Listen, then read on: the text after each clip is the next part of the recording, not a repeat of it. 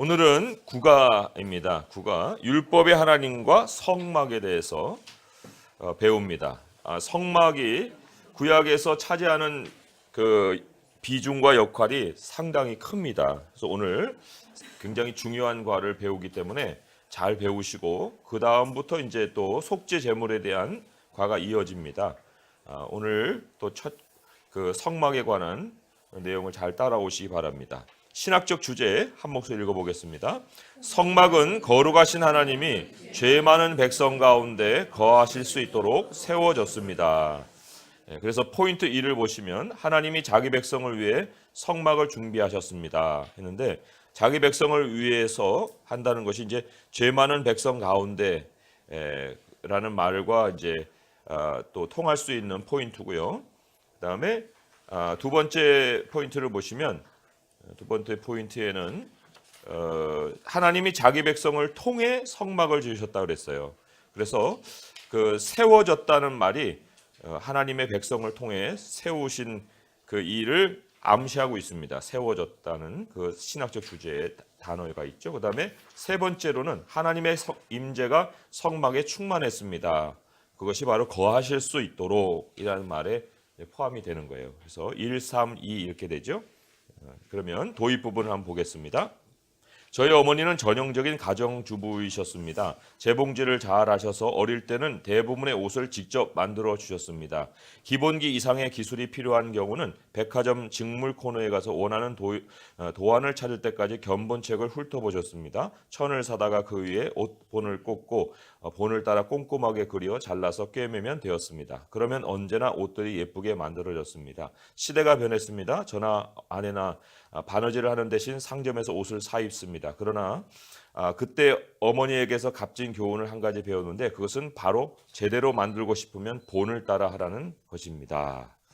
자랄 때 집안의 도안을 따라 만드는 수공예 기술에 능한 어른이 있었습니까? 어떤 기술이었습니까? 그분에게서 그 기술을 배웠습니까? 했는데 우리 하나님 말씀 안에도 이런 여러 가지 본이라는 건 패턴을 얘기하는 거예요. 패턴. 그죠? 패턴에 대한 얘기가 기록이 되어 있고요.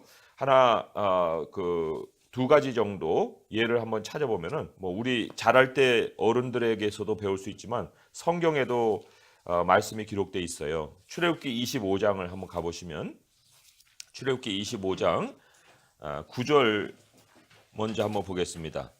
출애굽기 25장 9절의 말씀 이렇게 기록이 되어 있어요. 120쪽에 있죠. 함께 한번 읽어보겠습니다. 출애굽기 25장 9절 말씀 시작. 무릇 내가 내게 보이는 모양대로 장막을 짓고 기구들도 그 모양을 따라 지을지니라. 하나님께서 모세에게 그 패턴을 보여주셨다 하는 기록이 여기 나와 있어요.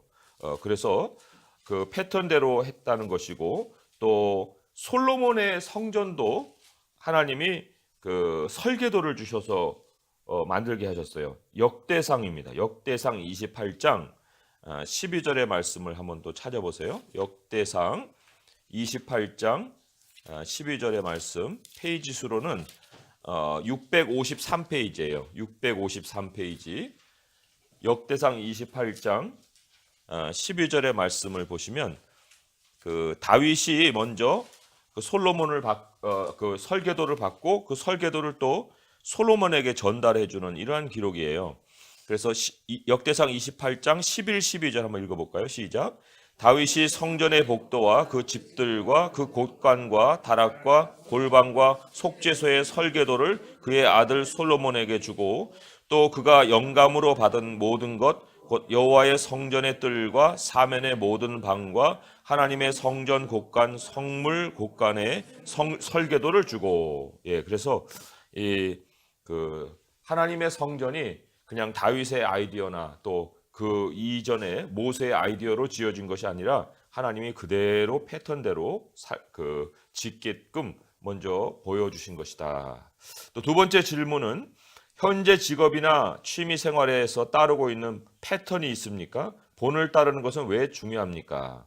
여기 이제 직업이나 취미 생활에도 물론 그 패턴이 있고 양식이 있긴 한데, 우리 하나님께서 우리에게 성경을 통해서 이 시대에 원하시는 그런 패턴은 사실 사람의 본이에요. 사람의 본, example이라고 볼 수 있어요. 우리는 예수 그리스도를 따르는 사람들로서 다른 사람에게 본이 되는 사명을 받았어요. 그래서 빌립보서 3장 17절의 말씀 두 가지를 먼저 찾아보겠는데, 먼저는 빌립보서 3장 17절의 말씀을 보면은 우리가 동료를 찾는 방법이 나옵니다. 빌립보서 3장 17절을 한번 잘 주목을 해보기 바랍니다. 빌립보서 3장 17절의 말씀 함께 읽어볼게요. 시작. 형제들아, 너희는 함께 나를 본받으라. 그리고 너희가 우리를 본받은 것처럼 그와 같이 행하는 자들을 눈여겨보라. 예. 그래서 바울을 본받는 사람들만 소개한 것이 아니라 이제 본을 받아 이제 따르는데 누가 우리와 같은 사람이냐라고 이제 생각을 해볼 때 그와 같이 행하는 자들을 눈여겨보라. 그래서 하나님의 백성들에게는 사실 그 생활 양식이 공통점이 많아지는 거예요. 공통점이. 그래서 그런 공통점이 있는 사람들이 함께 교회를 세워간다 할 수가 있습니다. 그리고 또 히브리서 13장 7절의 말씀을 또 한번 보겠습니다. 히브리서 13장 7절의 말씀도 우리 그 말씀과 그 행실의 그 사이에 무엇가 있느냐 하는 것을 잘 알려주고 있어요. 히브리서 13장 7절의 말씀을 가만히 한번 보기 바랍니다. 제가 한번 읽어볼게요. 하나님의 말씀을 너희에게 일러주고 너희를 인도하던 자들을 생각하며 그들의 행실의 결말을 주의하여 보고 그들의 믿음을 본받으라. 여기 보면은요, 이분들이 이제 말씀이 있고 그 다음에 이제 행실이 있는데, 이 행실은 말씀의 결론이지만 말씀과 행실 사이에 하나의 패턴이 있는 거예요. 그러니까 말씀이 행실로 나타나기에는 그 패턴을 따라서 산 삶이 있는데 이 패턴을 믿음이라고 소개를 하고 있습니다. 그죠? 그래서 모든 믿는 사람은 그리스도 예수의 사람은 다 믿음으로 말미암아 산다 한 것처럼 우리의 생활 양식이 바로 믿음에 있고, 이 믿음은 하나님의 말씀을 얼마나 우리가 보고 또 그 말씀을 따르느냐, 말씀에 대한 반응으로 행실을 우리가 생각을 해볼 수 있는 거죠. 그래서 이 성경 자체가 바로 우리의 패턴이에요. 삶의 양식을 보여주는 패턴이고, 그 패턴은 이론으로만 우리에게 주어지는 것이 아니라 역사를 통해서 한 인생이 어떻게 시작해서 결말까지 가느냐 하는 많은 스토리들을 우리에게 얘기를 해주고 있습니다. 그래서 먼저 사는 사람의 이야기들을 풍성하게 우리에게 주어서 우리의 삶의 패턴을 가르치시는 것이 바로 성경이라 할 수가 있어요. 자, 그러면 이 세션에서는 하는 요약 부분을 함께 한번 읽어보겠습니다. 시작. 이 세션에서는 하나님이 고안하신 거룩한 설계를 따라 이스라엘 백성이 지은 성막을 살펴보면서 본을 따른다는 것이 무엇인지 배우게 될 것입니다. 또한 성막은 미래에 있을 무엇인가를 가리키는 본이기도 함을 알게 될 것입니다. 신약 성경의 저자들에게 따르면 하나님이 자기 아들을 지상에 보내셨는데 그분은 곧 육체로 오신 하나님이 우리 가운데 거하시는 성막입니다. 믿음을 가진 우리는 오늘날 하나님의 임재가 머무는 백성으로서 세상에 하나님의 임재를 선포하는 작은 성막으로 살아가야 합니다. 그래서 이제 성막을 통해서 하나님이 우리에게 보이신 그 인생 패턴을 또한 따를 텐데, 예수님의 인생 자체도 그 공생에, 특별히 공생에도 우리의 인생 패턴을 미리 보여주시는 거예요. 그래서 아기로 태어나서 소년으로 자라시고 그 다음에 중비기간을 거쳐서 장년의 사역을 하신 다음에 그것으로 끝나는 것이 아니라 사실 사람들의 질문이 죽음의 문제 있잖아요. 장년에서 커가지고 이제 뭐 사람들은 성공을 향해서 가겠지만 사실 예수님이 보여주신 건 성공이 아니라 인생의 끝 이후에 어떻게 될 것이냐를 보여주신 거거든요. 죽음 이후에 부활이 있고 부활 이후에 승천이 있고 승천 이후에 다스림이 있는 거거든요. 그래서 여기서부터 여기의 패턴을 어느 누구도 이 세상의 사람들이 보여준 사람이 없어요. 그런데 예수님이 오셔서 사람의 생애라는 것은 여기서 끝나는 것이 아니라 이 이후가 있다 하는 그 패턴을 우리에게 가르쳐 주시고 그 소망을 따르게 하시는 거예요. 그래서 우리 삶은 영생으로 이어진다 하는 것이 예수님이 우리에게 보여주신 공생의 패턴이라고 볼 수가 있습니다. 자, 그럼 포인트 1 같이 한번 읽어보겠습니다. 시작. 하나님이 자기 백성을 위해 성막을 준비하셨습니다. 하나님이 침묵하시는 듯 보이던 수세기가 흐르고 난 뒤 이스라엘 백성은 주님이 아브라함의 후손에게 약속하셨던 거룩한 나라가 되기 위한 길에 나섰습니다. 첫째, 백성을 이룰 만큼의 사람의 수 준비 완료. 둘째, 백성을 다스릴 법 준비 완료. 셋째, 백성이 살아가며 번성할 영토, 이것은 한 세대가 지나 여호수아의 지도 아래 이스라엘 백성이 가나안에 들어가기 전까지는 이루어지지 않습니다. 자, 모세가 시내산에서 하나님과 독대할 때 하나님은 그에게 자신의 다음 관심사가 무엇인지 보여주셨습니다. 하나님의 임재를 선포할 성막, 즉 거룩한 장막을 세우라고 명령하신 것입니다. 거룩하신 하나님이 자기 백성 가운데 거하실 수 있도록 말입니다. 자, 여기 이제 본문을 읽기 전에 우리가 창조 기사를 한번 돌아가 보셔서 창조의 그 하이라이트가 어디일 것 같아요? 하이라이트. 창조 하이라이트는 많은 사람들이 사람의 창조라고 생각하겠죠? 그렇지만 하나님이 사람의 창조를 하이라이트로 둔 것이 아니라 사람 이후에 에덴 동산을 두세요.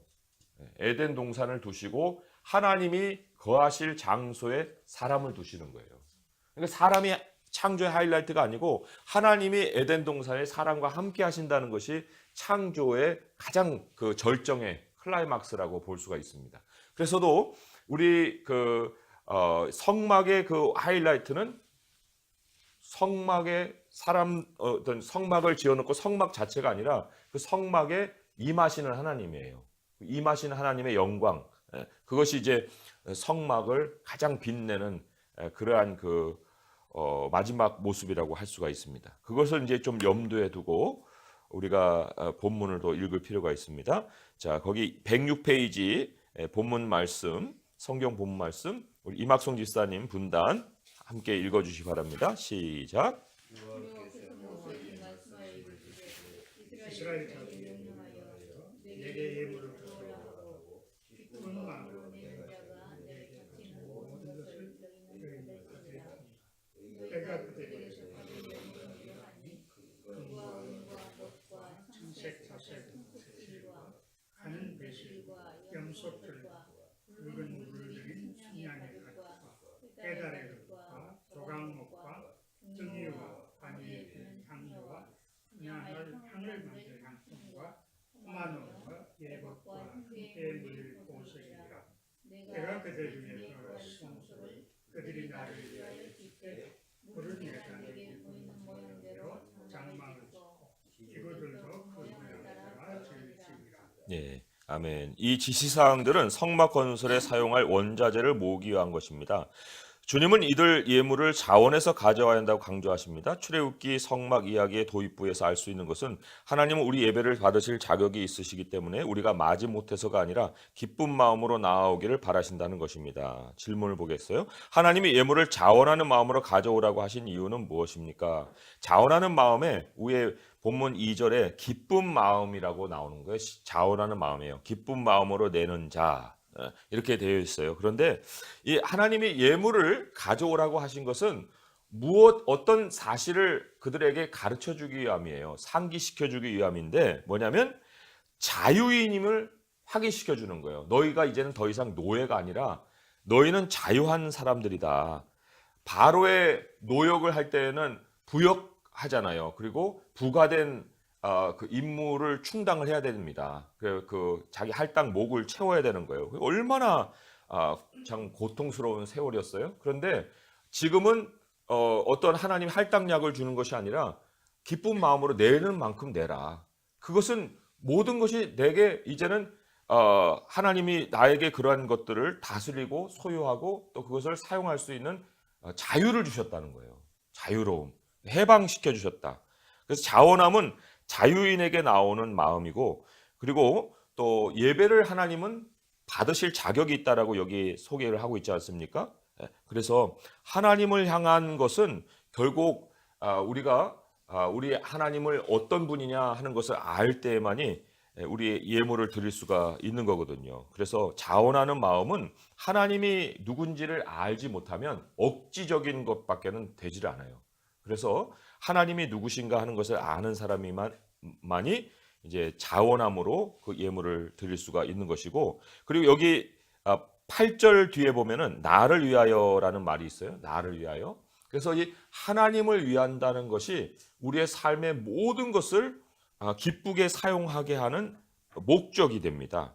목적으로 바꿔주는 거예요. 기술도 그리고 얻은 어떤 소유물도 다 자원하는 마음으로 할 수 있도록 우리의 삶의 방향과 목적을 바꿔주는 거예요.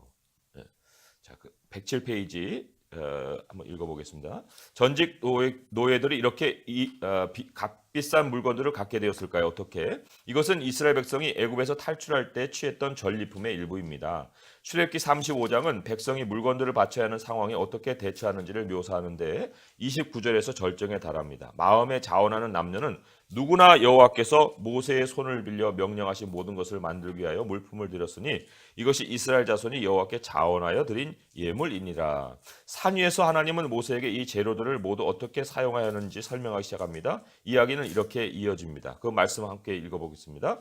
내가 그들 중에 거할 성소를 그들이 나를 위하여 짓되 무릇 내가 내게 보이는 모양대로 장막을 짓고 기구들도 그 모양을 따라 지을지니라.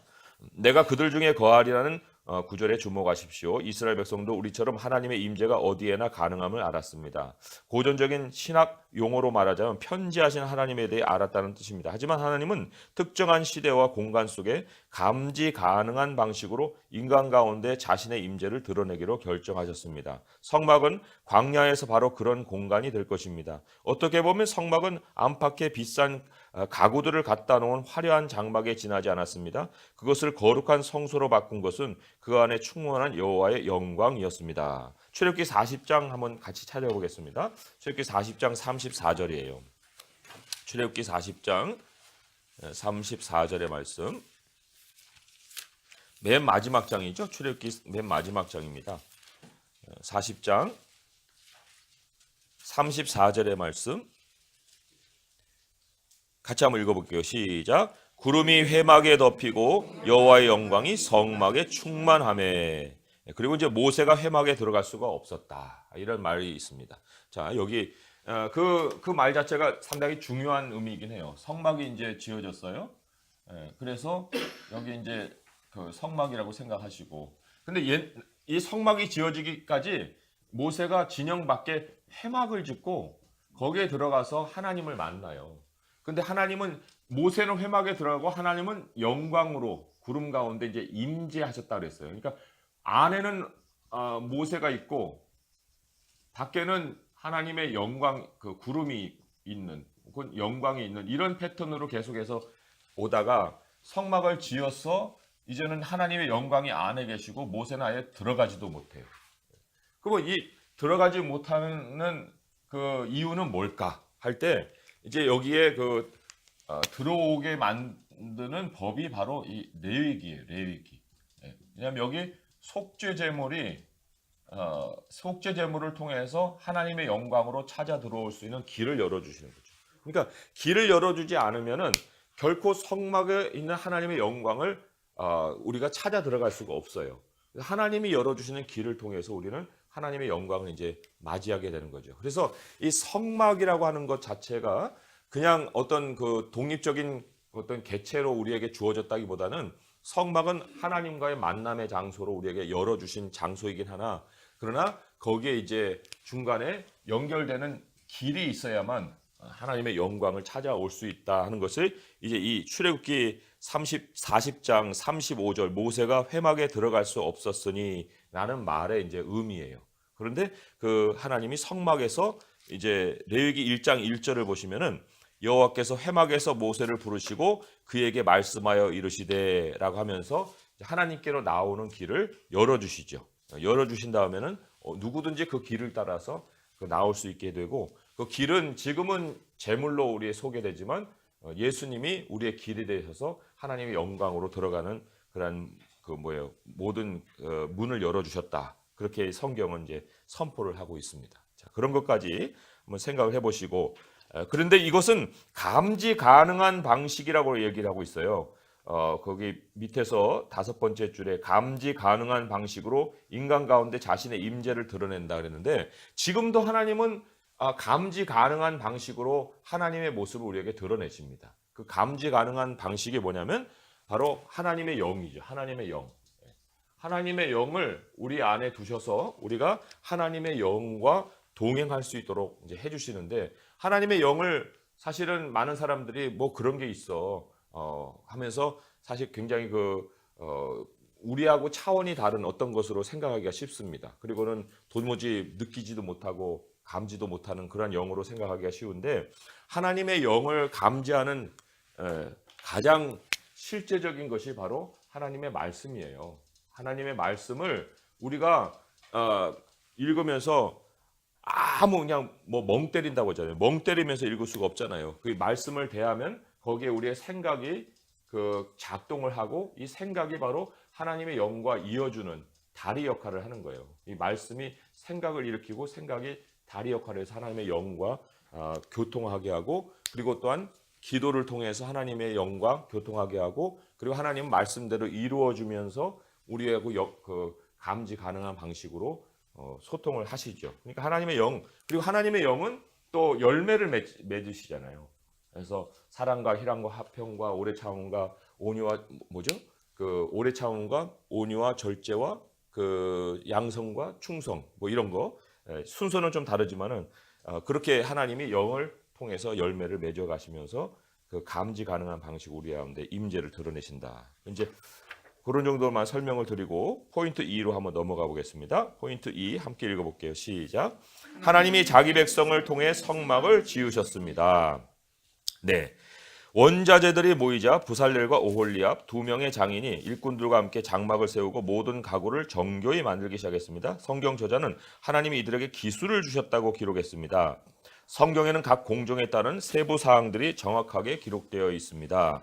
자, 거기 기술이라고 했는데 한번 그 성경을 찾아보게 되면 출애굽기 36장 1절에 그 기술을 지혜와 총명이라고 번역을 했습니다. 출애굽기 36장 1절에 보시면 같이 한번 읽어볼게요.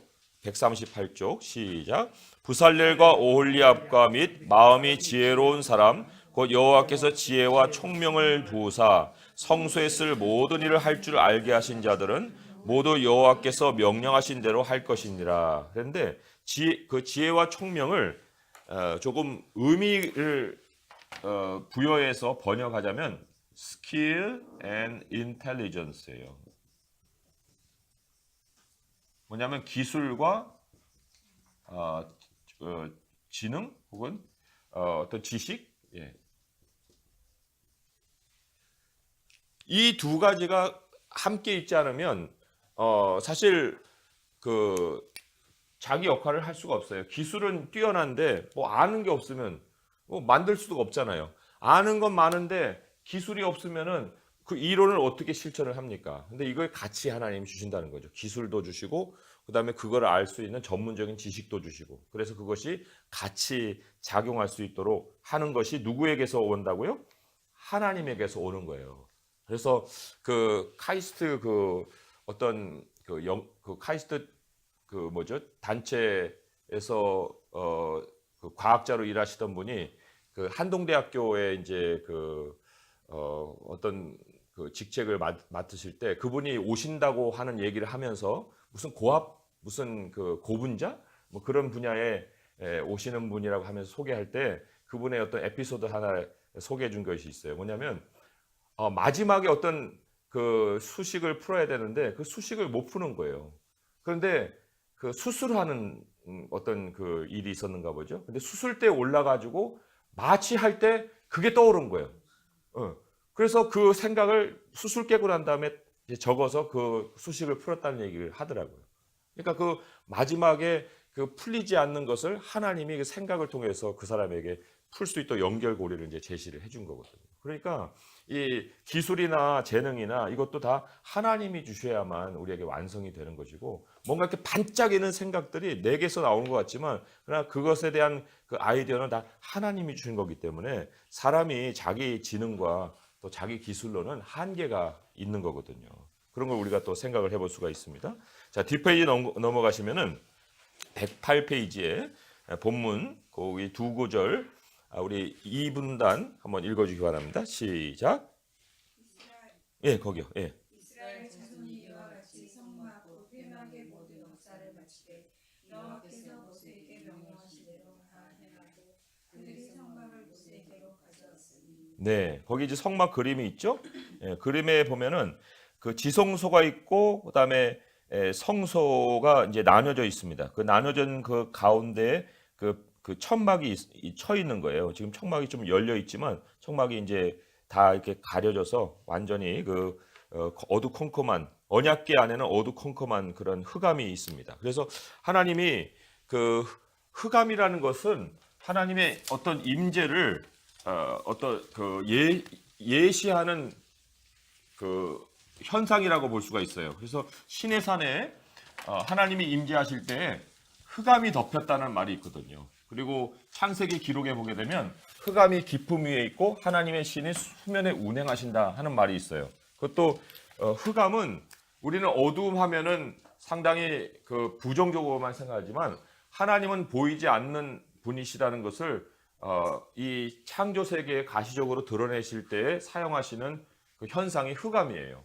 흑암 중에. 그래서 그 성소를 지을 때 반은 언약궤가 있고 여기에는 이제 진설병 거기 진설병이 있고 그다음에 그 등불이 있고 그다음에 여기 이제 향단이 있죠. 그죠? 분향단이 있습니다. 근데 여기는 베일로 휘장이 쳐져 있어서 이 안은 흑암이고 이 안은 항상 빛이에요. 흑암과 빛을 나누시는 거죠.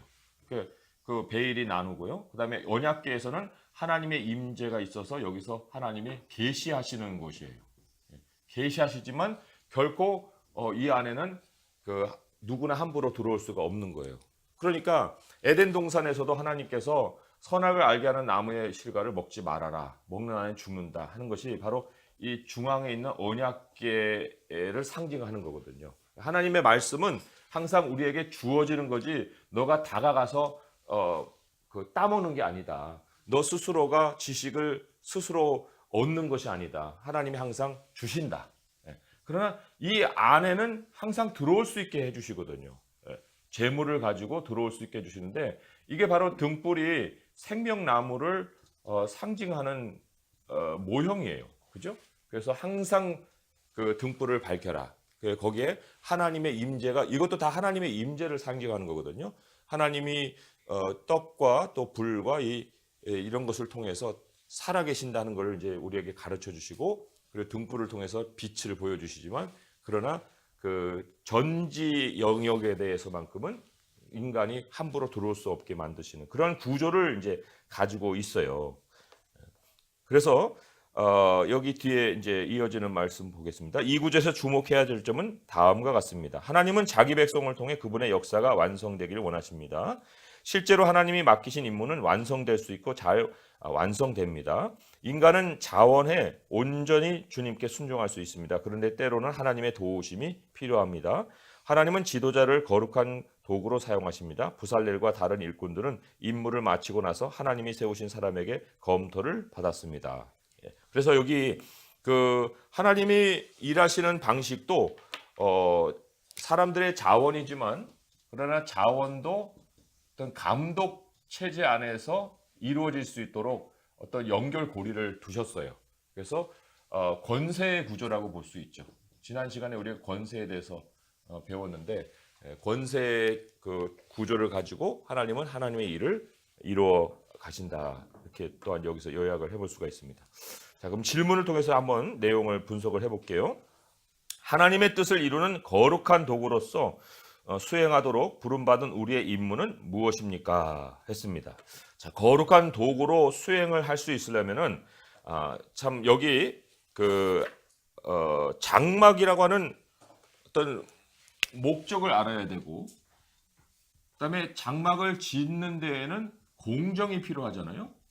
네, 공정에는 사실 기술이 요하고 그다음에 지능이 어떤 전문적인 지식이라고 하는 게 있죠. 공정에는 기술과 지식이 필요하고 여기에는 그 하나님이 그 쓰시는 그릇으로 준비되는 것이 필요한 거예요. 요걸 갖출 수 있는 그릇으로 준비되어서 공정을 통해서 장막이라는 것을 완성시키는 거거든요. 그런데 여기 이제 그 하나님의 뜻을 이루는 거룩한 도구로서 수행한다는 것은 결과적인 것만 아닌 것이 아니라 준비된 것을 통해서 이제 그 실행하는 것까지 과정이 필요한 건데, 이 디모데후서 2장 21절에 보게 되면 그 준비 과정을 우리에게 먼저 소개를 하고 있어요. 우리 준비부터 한번 보도록 하겠습니다. 거룩한 도구다 할 때 디모데후서 2장 21절의 말씀, 디모데후서 2장 21절의 말씀 함께 한번 읽어보겠습니다. 시작. 그러므로 누구든지 이런 것에서 자기를 깨끗하게 하면 귀 쓰는 그릇이 되어 거룩하고 주인의 쓰심에 합당하며 모든 선한 일에 준비함이 되리라.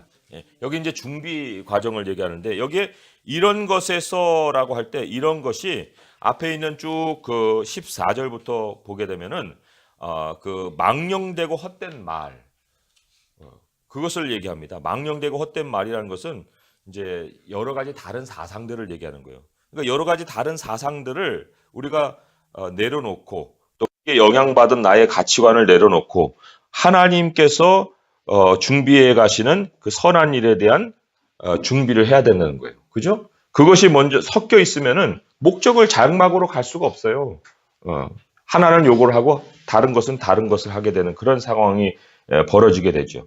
자, 그런데 그런 그 준비됨이 있고 난 다음에 하나님이 그 사람에게 이제 능력을 갖추어 주셔야만, 또한 그러니까 정리되는 것도 있고 능력도 있는데, 디모데후서 3장 17절의 말씀을 한번 보세요. 함께 읽어보겠습니다. 이는 하나님의 사람으로 온전하게 하며 모든 선한 일을 행할 능력을 갖추게 하려 함이라. 여기에는 이제 선한 일을 행할 능력이라고 나왔는데, 이 능력을 무엇으로 가르쳐 주냐면은 모든 성경으로 가르쳐 준다고 했어요. 하나님의 말씀이 이제 그 사람에게 들어갑니다. 사상을 정리합니다. 그 다음에 하나님의 말씀이 그 사람에게 하나님의 생각을 불어넣어줘서 이제 그 사람이 선한 일을 행할 수 있는 능력을 가질 수 있게 하시는 거예요. 그 능력이라는 것은 결국 하나님의 플랜을 아는 거죠. 하나님의 플랜이나 하나님이 일하시는 패턴을 이제 익히는 거예요. 말씀을 통해서. 그래서 하나님이 만들어 가신 하나님의 나라에 대한 생각을 가질 수 있게 해주시는 거죠. 그리고 또 유다서 20절을 한번 보세요. 유다서 20절을 보시면은 거기에 그런 말씀이 있습니다. 유다서 잘 안 보는 말씀이긴 한데 한번 찾아보겠습니다. 유다서는 그 요한계시록 앞에 있는 책이에요. 유다서 20절입니다. 20절 함께 읽어볼게요. 시작. 사랑하는 자들아, 너희는 너희의 지극히 거룩한 믿음 위에 자신을 세우며 성령으로 기도하며. 지극히 거룩한 믿음이라는 게 어떤 믿음일까요? 지극히 거룩한 믿음.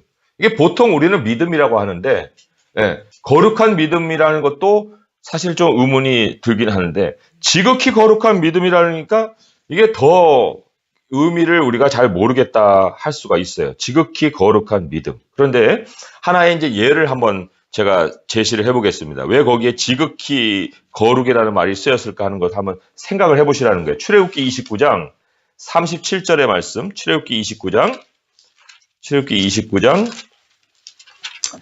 37절.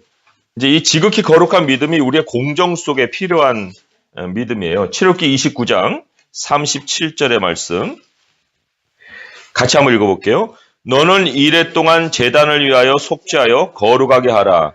그리하면 지극히 거룩한 제단이 되니 제단에 접촉하는 모든 것이 거룩하리라. 여기 이제 예물을 드려서 그 제단이 지극히 거룩한 제단으로 바뀌어요. 거룩한 제단이 지극히 거룩한 제단으로 바뀝니다. 또 하나 예를 들어볼게요. 레위기 2장 3절의 말씀. 레위기 2장 3절의 말씀. 레위기 2장 3절의 말씀 같이 한번 읽어보겠습니다. 시작. 그 소제물에 남은 것은 아론과 그의 자손에게 돌릴지니 이는 여호와의 화제물 중에 지극히 거룩한 것이니라. 여기도 이제 지극히 거룩한 것이 나옵니다. 자, 여기 거룩이 또 다른 거룩을 만나면 지극히 거룩한 것이 돼요. 그래서 거룩이라는 것, 예를 들면은 제단이에요. 그런데 거룩한 예물이 제단 위에 올려집니다. 그럼 이 제단은 거룩의 거룩이 되어서 지극히 거룩한 것이 되는 거예요. 또 예물을 하나님께 드립니다. 이게 거룩이에요. 근데 제사장이 그 예물을 먹어요. 제사장에게 드려져요. 이 제사장도 거룩하게 구별된 사람이에요. 그러니까 거룩한 제사장이 거룩한 예물을 먹을 때 그건 지극히 거룩한 예물이 되는 거예요. 그러니까 지극히 거룩한 믿음이라는 것은 우리 하나님의 사람이 구별됐죠.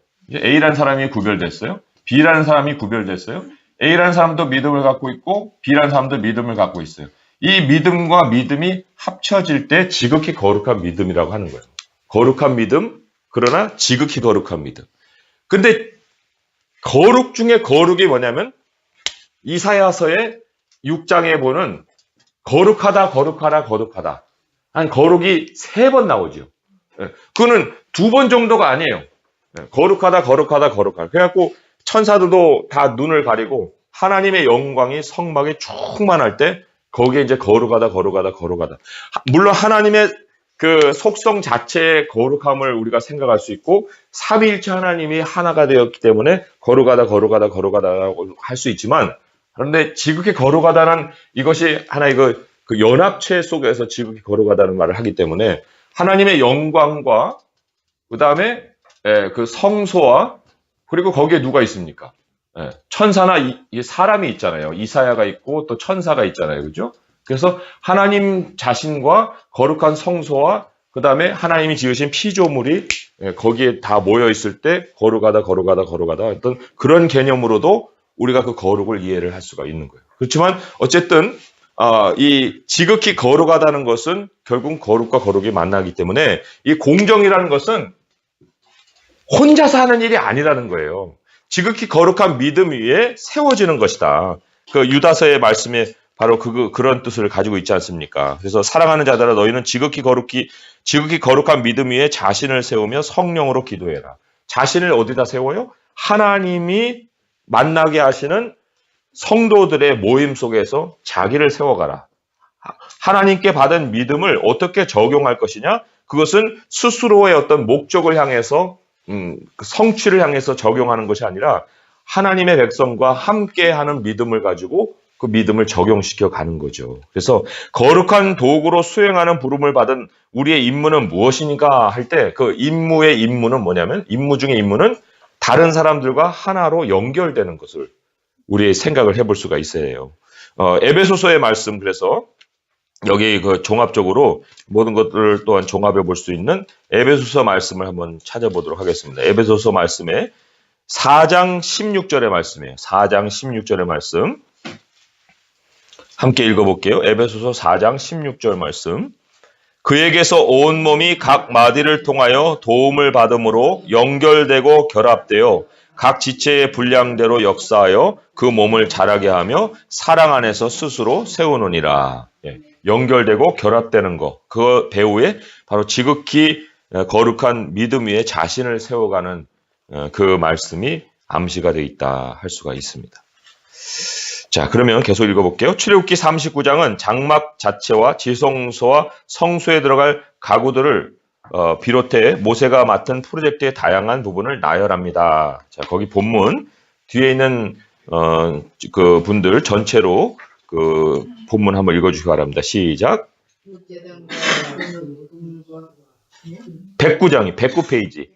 예. 그 다리들과 그 여자들과 그 띠들과 그 기둥들과 그 마침들과 붉은 불을 들이는 향의 가죽덮개와 페란의 가죽덮개와 안에는 휘장과 진정배와 수제들과 상과 그 모든 기와 진실설명과 그 모든 분장대와 그 장군 물론 모든 분장대와 그 모든 기구와 등유와 금제자들과 가루와 향유로운 향과 장과 예, 그 다음 뜰에 놓일 도구들과 제사장의 의복에 대한 내용이 이어집니다. 계속 한번 읽어주세요.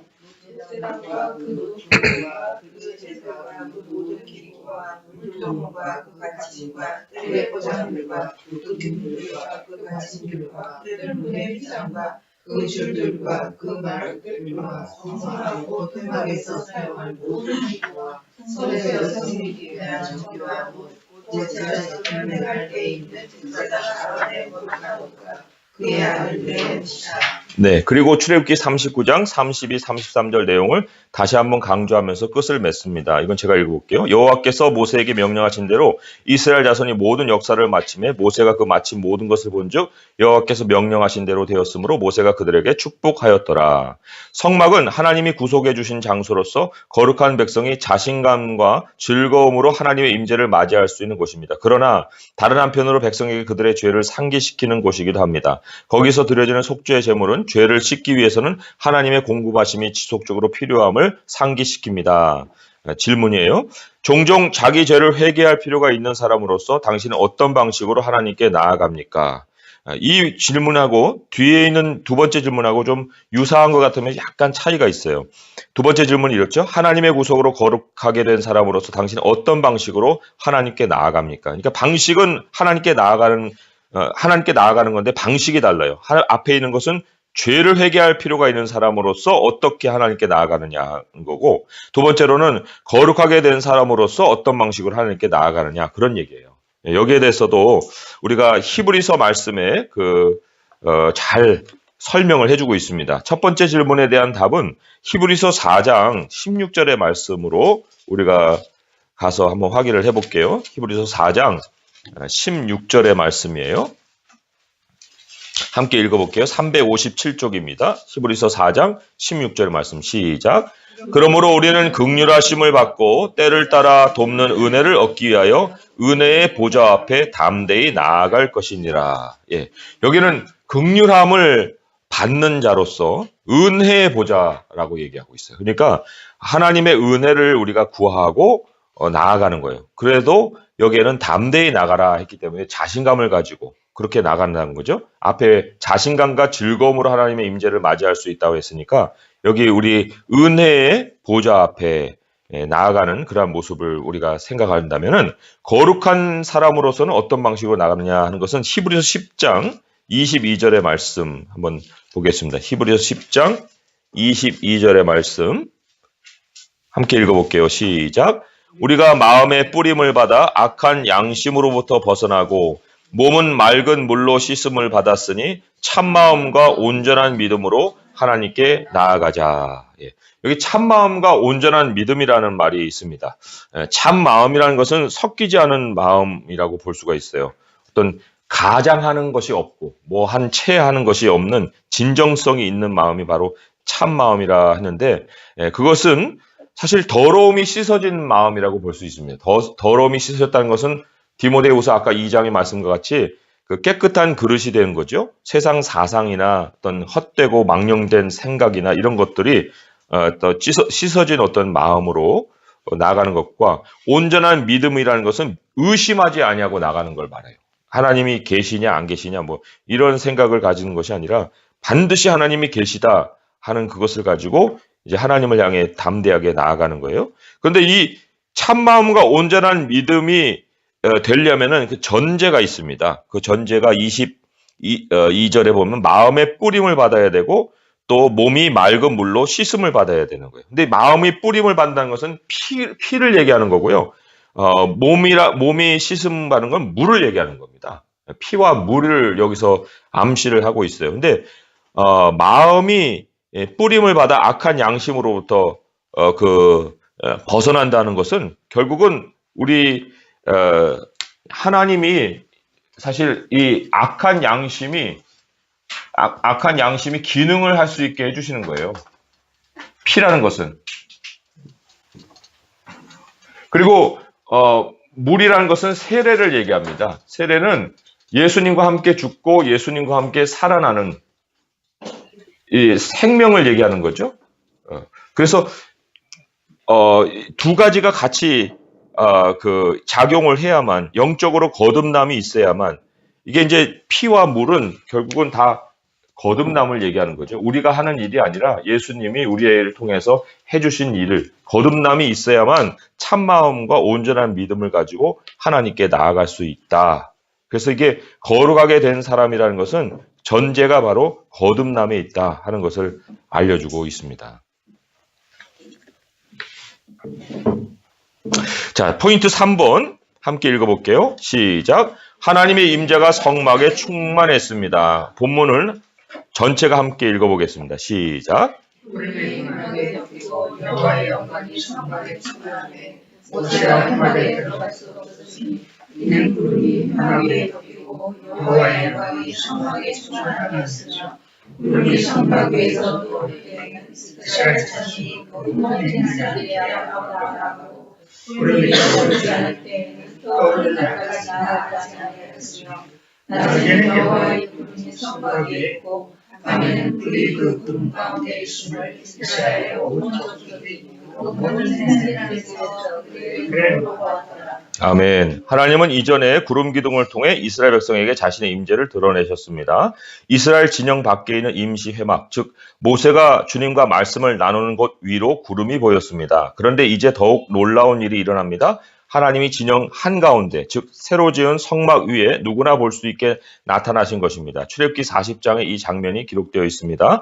구름이 회막에 덮이고 여호와의 영광이 성막에 충만하며 모세가 회막에 들어갈 수 없었으니 이는 구름이 회막 위에 덮이고 여호와의 영광이 성막에 충만함이었으며, 위 구절은 여호와의 영광이 두 번이나 강조됩니다. 영광으로 번역된 히브리어는 무게와 밝음이라는 두 가지 의미를 지니고 있습니다. 이스라엘의 하나님과 관련해서 영광이란 임재의 압도적인 현현을 나타냅니다. 모세는 하나님의 영광을 보고 싶은 열망을 참을 수 없었습니다.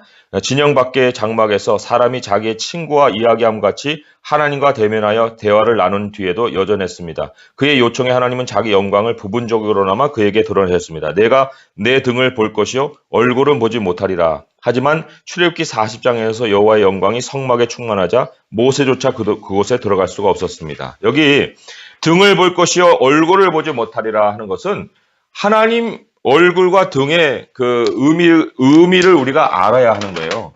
하나님의 얼굴은 결국은 하나님의 얼굴을 보려면 우리가 하나님 앞으로 달려가서 우리가 뒤돌아봐야 하나님의 얼굴이 보이는 거거든요. 근데 하나님의 등이라는 건 우리가 하나님이 지나가신 다음에 그 자취를 주목할 때 하나님의 등을 보는 거라 할 수가 있어요. 성경은 우리가 사실 하나님의 얼굴을 그러니까 하나님의 영광을 대하는 것이지만 성경 자체가 의미를 따르자면은 하나님의 등을 보는 거예요.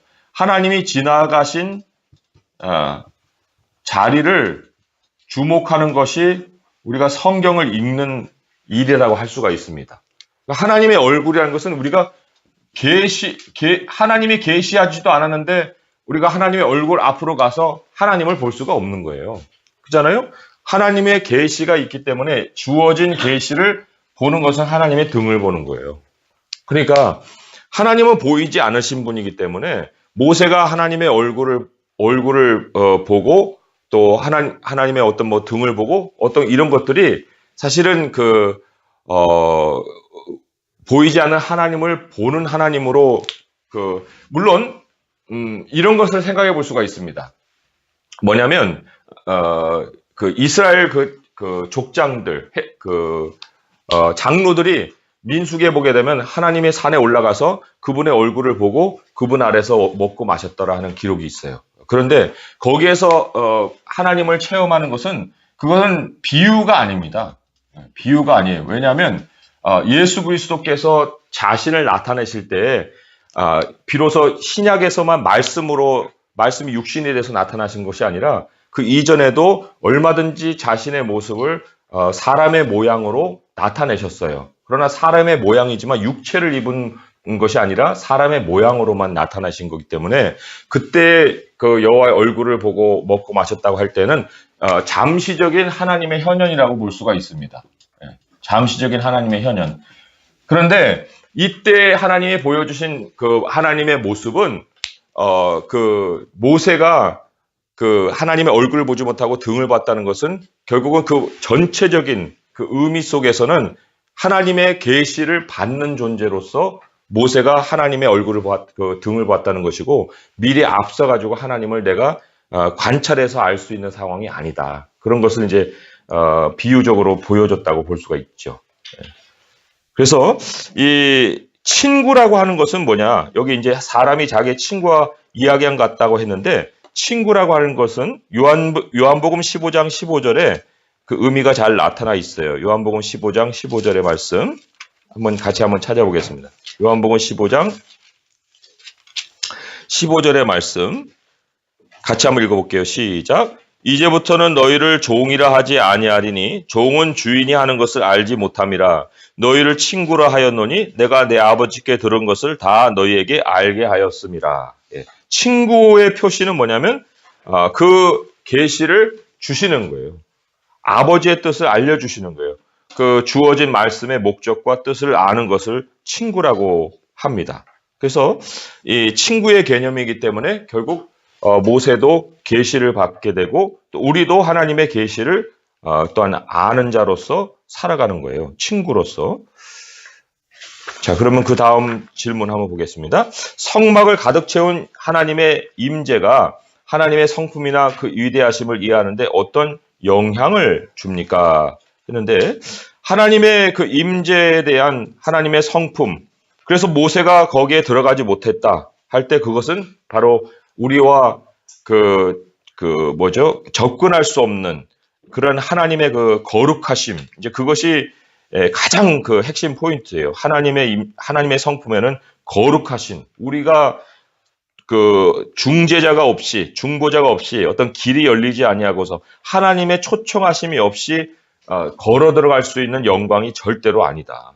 모세가 하나님을 만나러 산에 올라갈 때도 하나님이 모세를 초청해서 들어갔지 모세가 직접 알아서 걸어 들어간 것이 아니거든요. 출애굽기 24장 14절 15절에 보면은 거기에 하나님이 6일 동안 모세를 대기시켜 놓고 마지막에는 들어와라 했을 때 이제 들어가는 그런 장면이 나와요. 출애굽기 24장 15절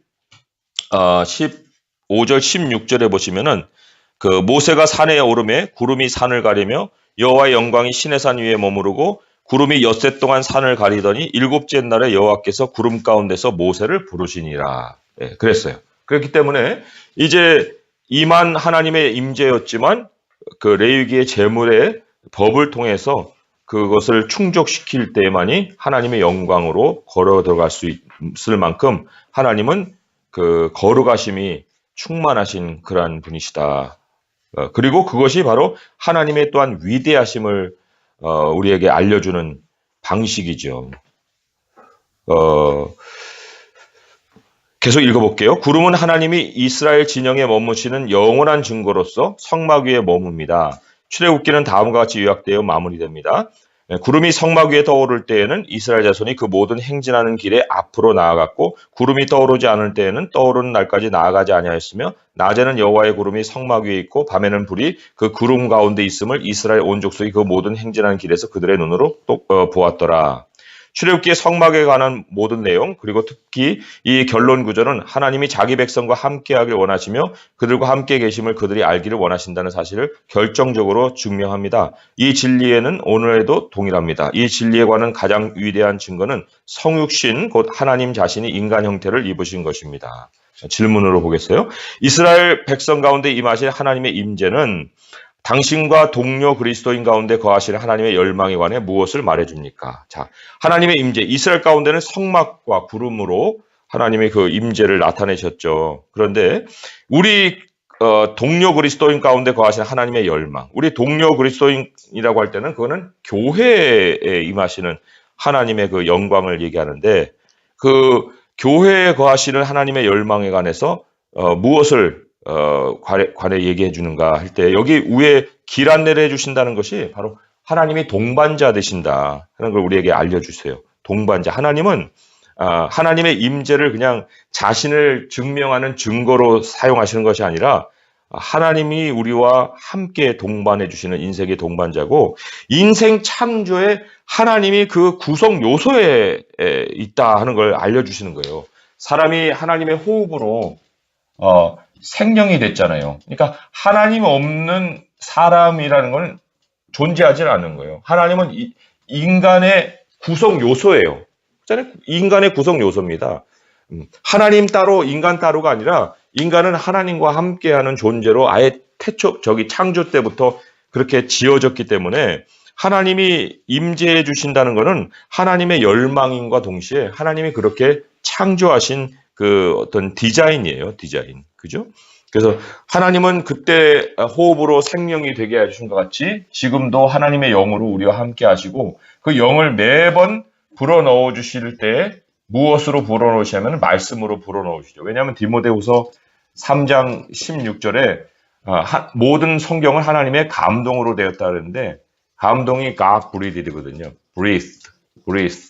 네, 발음이 좀 힘들죠. God breathed. 하나님이 호흡을 불어넣어 주셔서 된 것이 성령이다. 그러니까 성령을 우리가 말씀을 대하게 되면 하나님의 호흡을 우리 안에 모셔드린 것 같은 그러한 동일한 경험을 하는 거예요. 그래서도 하나님의 임재가 결국 그 임재 자체로 끝나는 것이 아니라 우리가 되게 하고 인생의 동반자이시고 길을 알려주시고 그리고는 하나님의 것을 늘 우리 가운데 채워주시려는 하나님의 열망이 있다는 것, 그걸 생각해 볼 수 있습니다.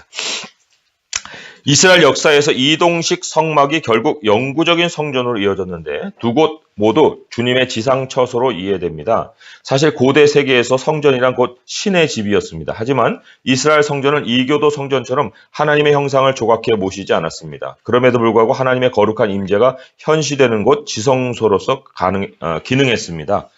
바울은 초기 그리스도인과 우리에게 하나님의 성령께서 우리 안에 거하신다는 사실 이런 말로 상기시킵니다.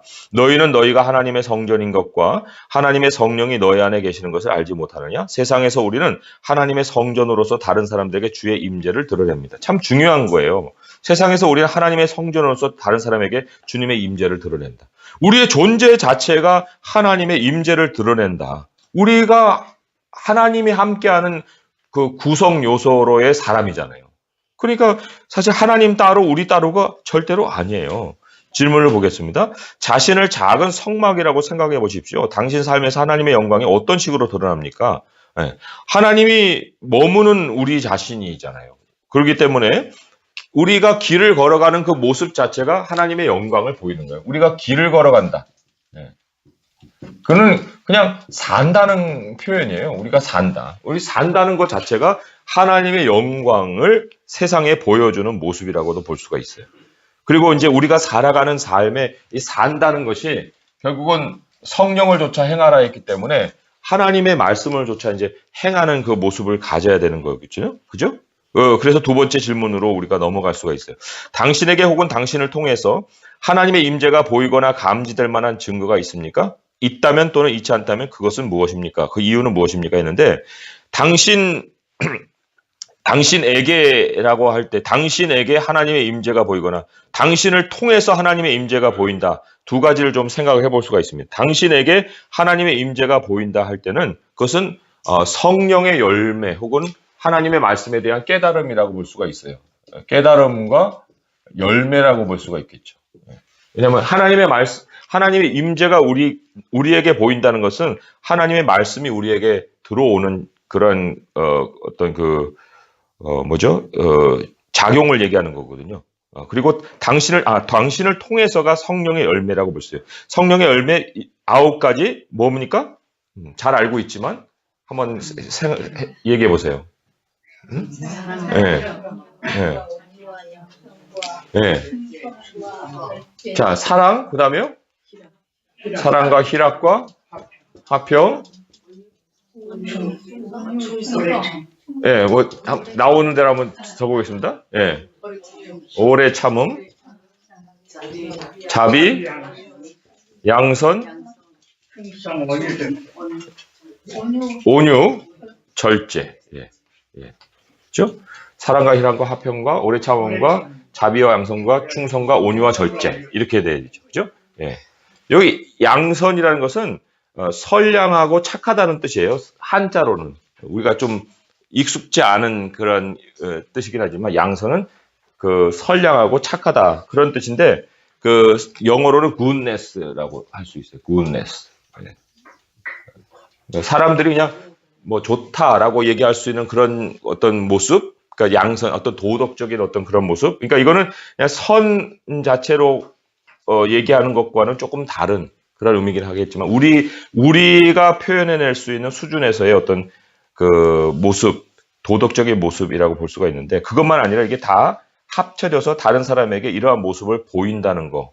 그것이 바로 하나님의 임재를 다른 사람에게 보일 수 있는 모습이다. 인간은 근본적으로 하나님을 떠나 있기 때문에 근본적으로 스스로가 사랑이나 희락이나 화평을 보일 수가 없는 존재인데 그런 존재가 이런 것을 보인다는 것은 뭐가 있다는 거예요. 뭐가 있어요? 하나님이 그 사람의 삶 중심에 있다 할 수가 있습니다.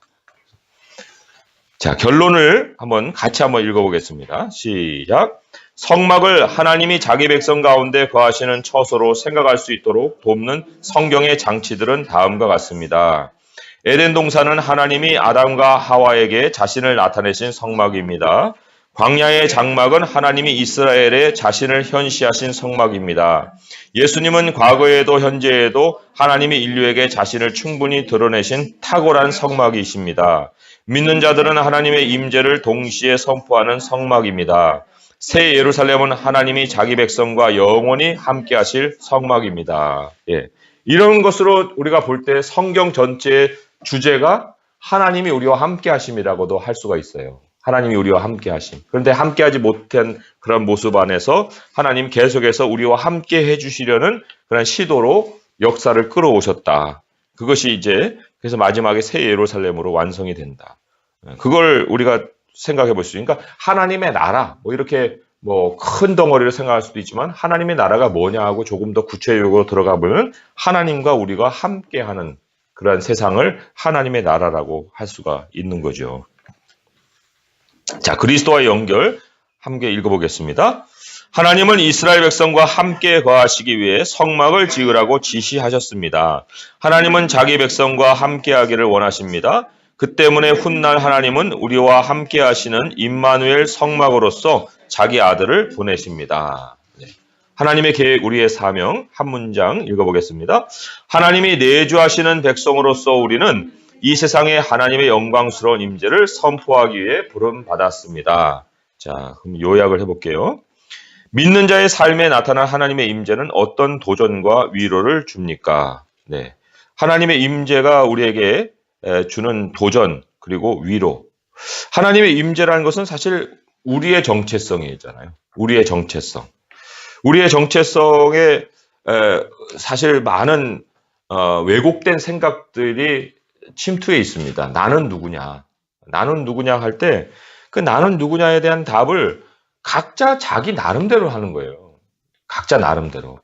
그래서 성별에다가 두기도 하고 또 직업에다 두기도 하고 또 부모 탓을 하기도 하고 자기의 어떤 이룬 일 성취를 통해서 명함을 내미는 것을 나는 누구냐로 생각하기도 하는데 그런데 하나님의 임재가 우리에게 던지는 도전 우리의 정체성은 결코 그런 것에 있는 것이 아니라 하나님의 임재를 모시는 성막에 있다는 거예요. 성막에. 그렇잖아요. 우리는 우리의 것이 아니다. 너는 하나님의 전이다. 하나님의 영이 거하시는 전이다. 그게 가장 최고의 우리의 정체성이에요. 하나님을 모시는 성전으로서의 나. 그러니까 그것이 우리에게 정체성에 대한 도전을 줄 뿐만 아니라 우리에게 어떤 위로를 줍니까? 우리에게 주시는 위로는 나는 혼자 지어진 홀로 떨어진 존재가 아니구나. 그리고 하나님이 내 안에 거하셔서 모든 것을 공급하시겠구나. 그리고 나를 지어가야겠구나. 나를 지어간다는 게 어떤 걸 얘기하는 거예요? 교회를 지어가는 거겠죠. 네. 그래서 하나님의 임재라는 것이 우리에게 굉장히 큰 도전과 또 위로를 준다 할 수가 있습니다. 두 번째는 하나님이 자기 영광을 세상에 드러낼 수 있도록 당신에게 부어주신 은사와 재능을 나열해 봐라. 근데 아까 그 기술과 지식을 얘기했잖아요. Skill and Intelligence. 그래서 애굽에서 얻은 거예요. 다. 모든 것은 애굽의 사람들이 다 준 거예요. 우리가 세상에서 교육받고 세상에서 재산 얻고 세상의 소유를 살듯이 다 세상에서 얻었지만 그것을 성막을 위한 재료를 다 사용하시잖아요. 그러니까 하나님을 위해 이제 하나님이 그것을 사용하시는 것이 바로 하나님의 영광을 이제 세상에 드러낼 수 있도록 우리가 사용할 것을 나열해 보라 하는 것인데 그러려면은 목표가 있어야 된다고 그랬고 공정이 있어야 된다고 그랬어요.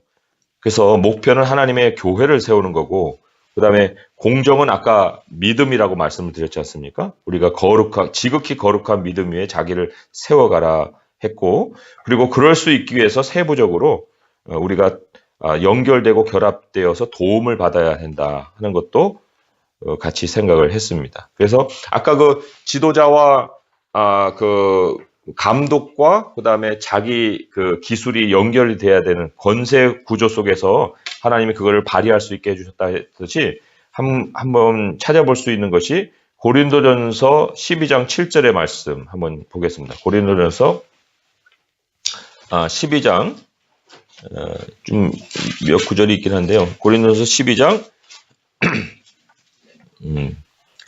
7절의 말씀과 그 다음에 7절의 말씀 각 사람에게 성령을 나타내시면 유익하게 하려 하심이라 했고, 그 다음에 밑에 쭉 내려가시면은 그 지체에 대한 얘기가 있고요. 그 다음에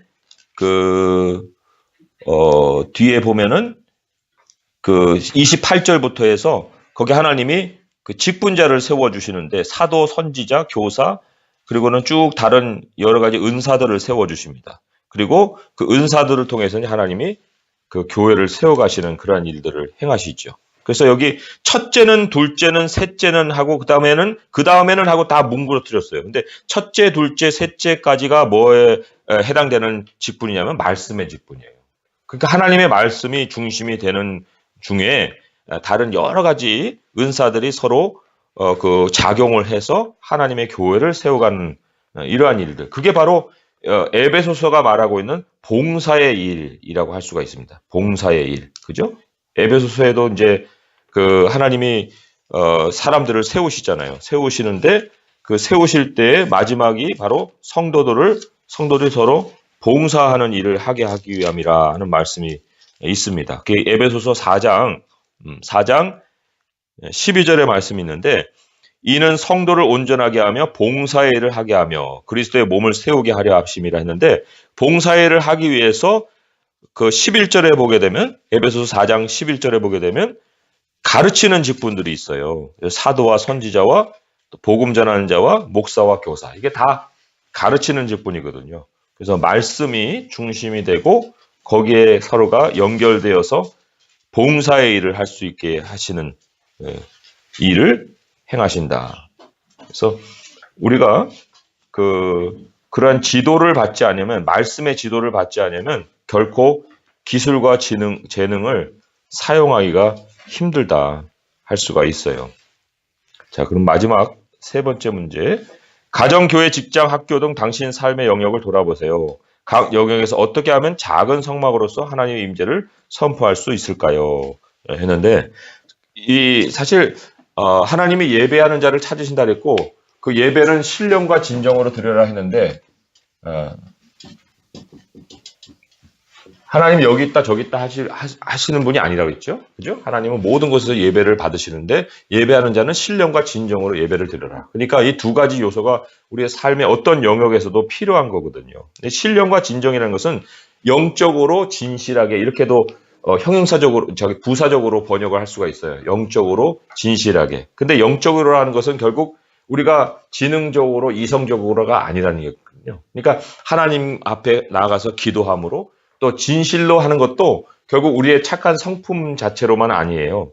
그것은 바로 하나님의 말씀으로라는 말과 일맥상통하죠. 그러니까 하나님의 영으로, 하나님의 말씀으로. 그렇게 우리가 모든 영역에서 우리 자신을 준비시켜 가는 거, 또 살아가는 모습. 그것이 바로 성막으로서 하나님의 임재를 선포할 수 있는 모습이다. 그래서 성령의 충만함이 바로 신령과 진정이라고 할 수가 있어요. 그래서 말씀을 알아가는 그 성도들, 그리고 그 말씀에 따라서 하나님을 의지하여서 기도하며 영적으로 살아가는 우리들의 모습, 이제 이것이 성막의 기능을 할 수 있는 우리들의 모습이다 할 수가 있습니다. 하나님 아버지 감사합니다.